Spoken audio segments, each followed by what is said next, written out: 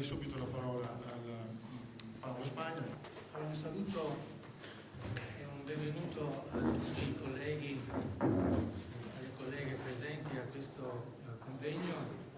che è stato voluto e pensato dal coordinamento delle commissioni protezione civile e commissione sismica dell'Ordine già nelle settimane successive agli eventi disastrosi del 20 e del 29 maggio scorso. Come sappiamo hanno colpito gravemente le popolazioni e le attività economiche del Ferrarese e del Modenese, ma che hanno procurato sostanziosi danni anche nella provincia di Mantova e in 17 comuni della provincia di Rovigo, collocati sulla sponda sinistra del Po, da Occhiobello a Castelmasso. Un saluto lo rivolgo doverosamente anche alle autorità politiche e scientifiche che con la loro presenza testimoniano non solo l'interesse per il tema in trattazione, ma ancor più l'importanza del pensiero geologico in questa delicata materia. Questa mattinata che passeremo insieme sarà certamente un momento di aggiornamento tecnico-professionale, ma ci darà anche l'opportunità di proporre a chi poi ha il dovere di fare le scelte politiche ciò che noi geologi consideriamo indispensabile per una corretta programmazione urbanistica ed infrastrutturale del territorio in relazione alle sollecitazioni sismiche attese, cercando così di contribuire in modo concreto alla salvaguardia e alla tutela della pubblica incolumità. Nel 1993, nel corso di un convegno dal titolo Ferrara e i terremoti, organizzato dall'Associazione dei Geologi della provincia di Ferrara, il geofisico Gianluca Ferrioli, nel suo intervento introduttivo, esordiva in questo modo. Alle 7 di sera, del 17 novembre 1570, si verificò il culmine di un periodo sismico che terminò solo alla fine del 1574, il cui principale epicentro fu la città di Ferrara. La scossa raggiunse il 9° grado della scala Mercalli ed è quantomeno improbabile che le forze che hanno causato tali eventi si siano esaurite.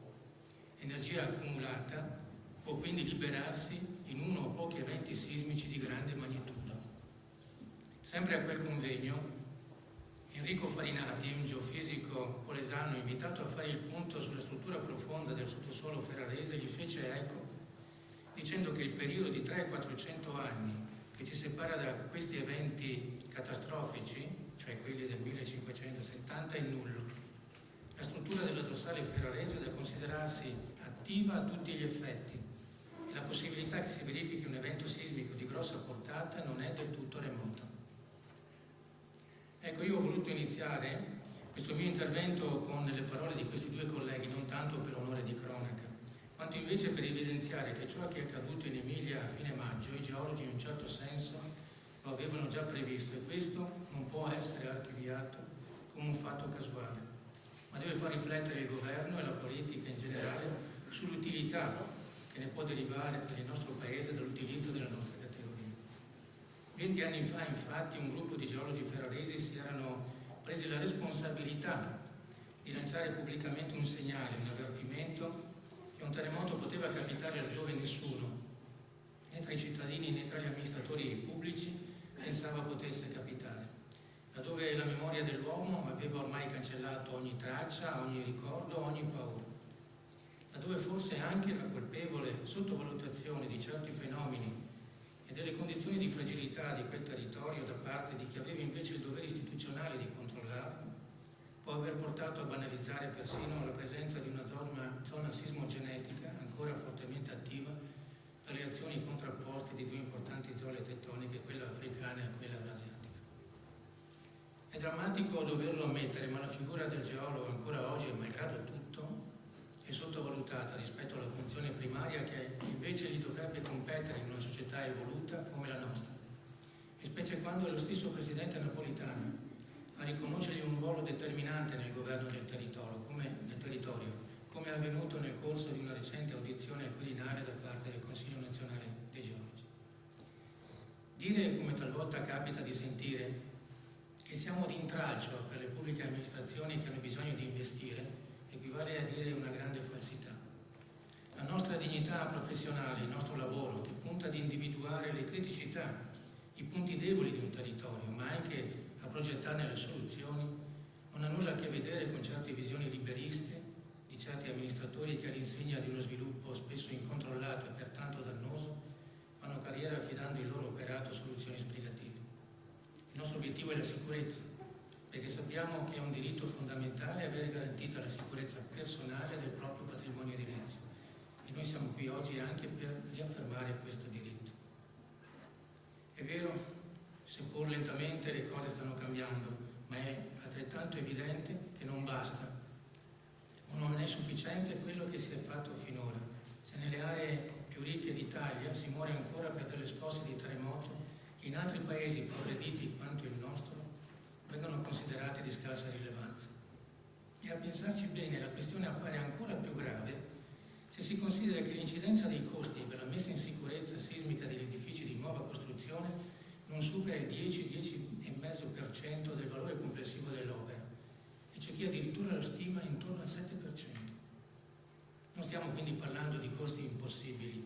o di costi irraggiungibili, ma di investimenti in sicurezza per cercare di evitare le note tragedie umane.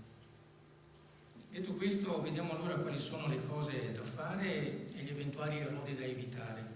partendo dalla classificazione sismica del territorio italiano.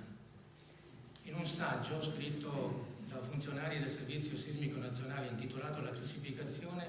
e la normativa sismica italiana del 1909 al 1984, viene messo in evidenza, oltre agli eventi sismici più significativi capitati in quei 75 anni, anche la storia della classificazione sismica del territorio nazionale, sottolineando però che fino al 1974 l'inserimento dei comuni nelle liste di quelli soggetti all'osservanza delle norme tecniche è avvenuto il più delle volte non sulla base di una valutazione della pericolosità sismica, ma piuttosto perché il comune era recentemente stato interessato da un terremoto disastroso. E a tale proposito, quelle norme tecniche, vale la pena sottolineare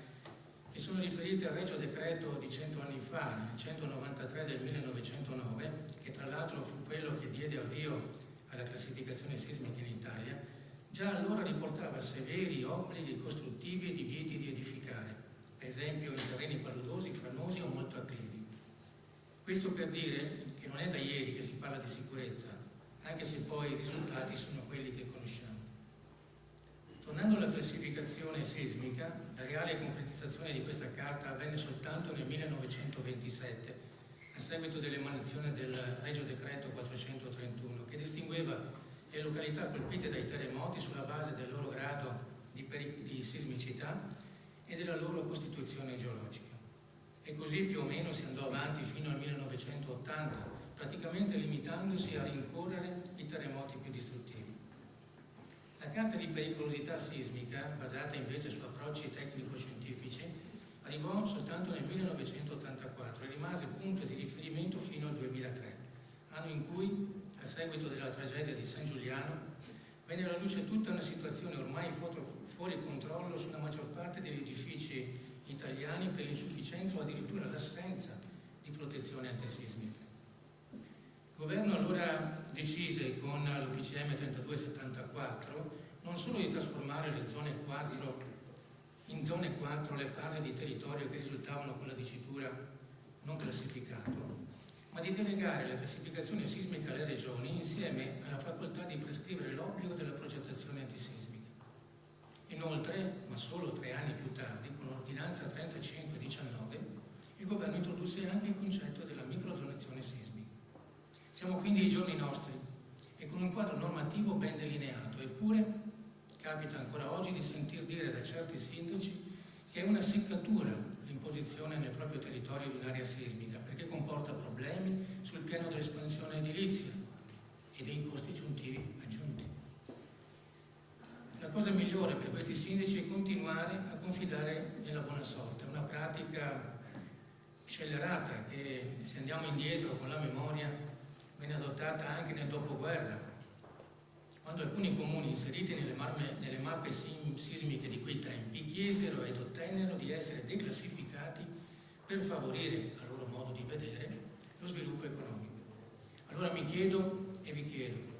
Quanti altri disastri dobbiamo attendere prima di vedere un paese normale? Quante vittime dobbiamo ancora contare prima che sul piano della prevenzione e della gestione del rischio si possano contare delle azioni concrete? Di terremoto, lo sappiamo, non si muore. Le vittime sono quasi sempre dovute al crollo degli edifici costruiti male, alla mancanza del rispetto delle norme tecniche o perché costruiti in aree dove non dovevano essere costruiti. O peggio ancora, perché le indagini geologiche sono state ritenute inutili.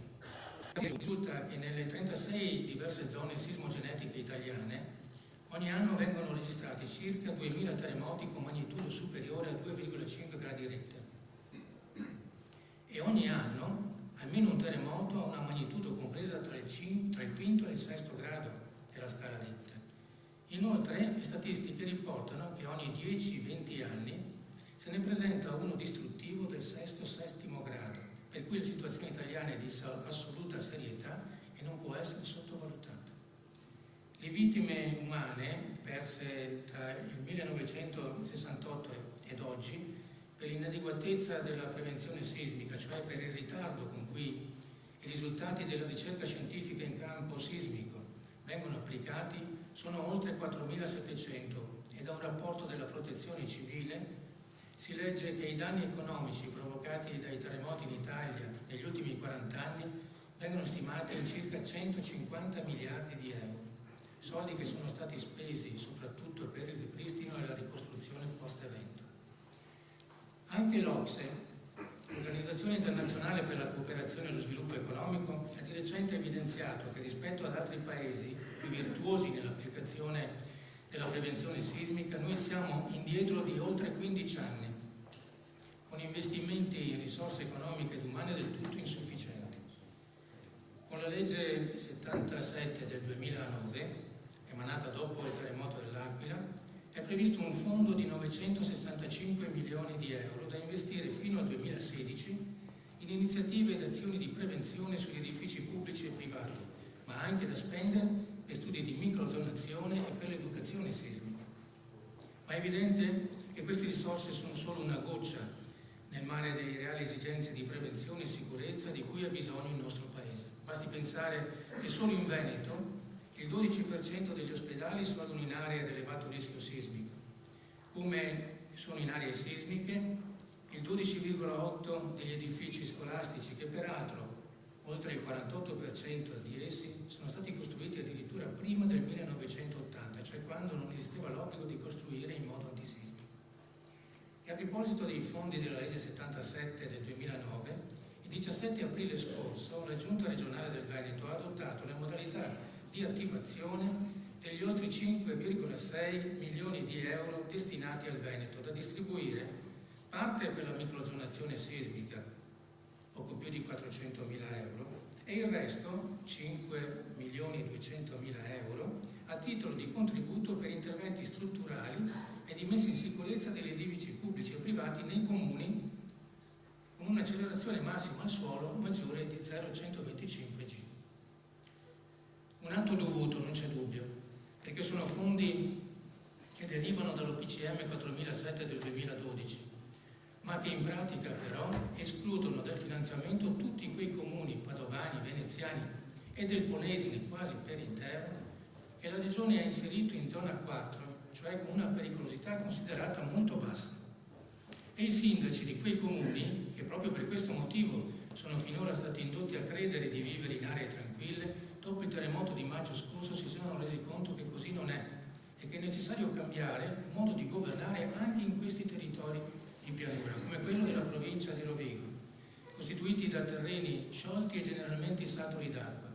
formati da migliaia e migliaia di metri di alternanze tra sedimenti granulari più o meno fini e sedimenti argillosi e limosi, che presentano infinite eterobie laterali e danno luogo nel loro insieme ad un complesso sedimentario davvero imprevedibile anche sotto il profilo della propagazione delle onde sismiche. Quindi non basta conoscere l'intensità e la frequenza dei terremoti storici o le loro accelerazioni di base, peraltro riferite a condizioni ideali di bedrock, per calcolare i valori dell'accelerazione al suolo, ma è solo attraverso la risposta sismica locale che si possono ottenere quelle giuste indicazioni su possibili liquefazioni delle sabbie sature, cioè su quei fenomeni che possono comportare cedimenti e sprofondamenti inattesi. Nel Veneto gli abitanti che risiedono in aree ad elevato rischio sismico sono quasi 600.000 e circa 3 milioni e mezzo quelli che vivono nelle aree a rischio medio. Inoltre sappiamo che tanti di loro vivono in zone che hanno accumulato nel tempo una grande quantità di energia, al punto che i sismologi ipotizzano, in un tempo ancora poco chiaro comunque, la possibilità che si sviluppino terremoti violenti che possono raggiungere anche il 7° grado della scala Richter. Se poi ci aggiungiamo le 900.000 persone che abitano le zone 4 e che sappiamo essere comunque in pericolo, allora io credo che sia giunto il momento di fare davvero un salto di qualità e prendere atto che nessuna parte del territorio regionale è esente da rischi sismici, come non lo è l'intero territorio italiano. Chiaramente mi avvio a concludere. Non è mia intenzione aprire nuove polemiche sul mancato finanziamento delle zone 4. Mi consola già il fatto che la Commissione Sismica regionale abbia finalmente deciso, anche a seguito delle compulsive richieste dell'Ordine, di estendere a queste aree quantomeno la prima fase della microzonazione. D'altro canto, però, non posso fare a meno di stigmatizzare il fatto che un emendamento al decreto legge 74 del 2012, scritto dai 3 ordini regionali interessati dal sisma emiliano, condiviso e presentato dal Presidente nazionale Graziano in audizione pubblica presso l'8ª Commissione della Camera, non sia poi mai stato preso in considerazione per meri vizi formali. Davvero un esempio di cattiva politica, perché il nostro lavoro di approfondimento normativo avrebbe quantomeno contribuito a fare chiarezza sul famigerato certificato di agibilità sismica, che tanto ha fatto discutere sul suo significato e sulla sua validità, soprattutto dal punto di vista della sicurezza pubblica. Eravamo e siamo tuttora convinti che la migliore garanzia per la sicurezza degli edifici debba necessariamente passare attraverso lo studio del sottosuolo e della sua modellazione,